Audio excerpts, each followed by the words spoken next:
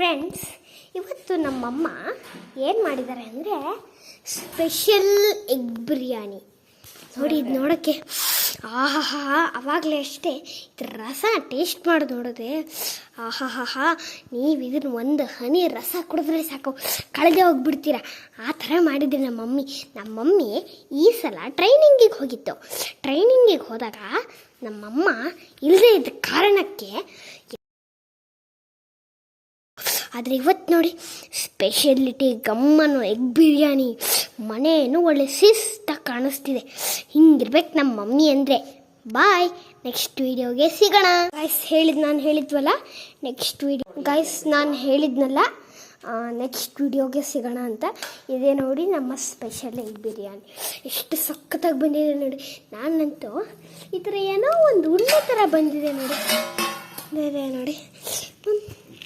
ಅದೇ ಮಮ್ಮಿ, ಸ್ವಲ್ಪ ಕೈಗೆ ಹಾಕ್ತೀಯ ಮಮ್ಮಿ? ಮಿಕ್ಸ್ ಮಾಡ್ತೀವಿ. ಆಯ್ತು, ನೀಟಾಗಿ ಮಿಕ್ಸ್ ಮಾಡ್ಕೋಬೇಕು.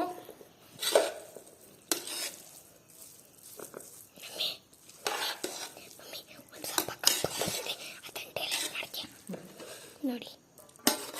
ಸ್ಪೆಷಲ್ ಆಗಿ ಬಂದಿದೆ. ಈ ಥರ ಮಾಡಿದಾಗ ಮೊಟ್ಟೆ ಯಾವುದು ಹೊಡಿಯಲ್ಲ. ಗಮ್ಮತ್ತ ಹೊಡಿತಾ ಇದೆ ನೋಡಿ. ನಮ್ಮಮ್ಮ ಫೋಟೋ ಇದೆ. ಸೋಯಾ ಚಂಕ್ಸ್ ಹಾಗೂ ಮೊಟ್ಟೆ ಹಾಕಿ ಬಿರಿಯಾನಿ ಮಾಡಿರೋದು.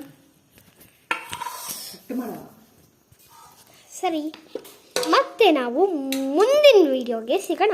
ಅದು ಲಂಚ್ ಟೈಮ್ನಲ್ಲಿ.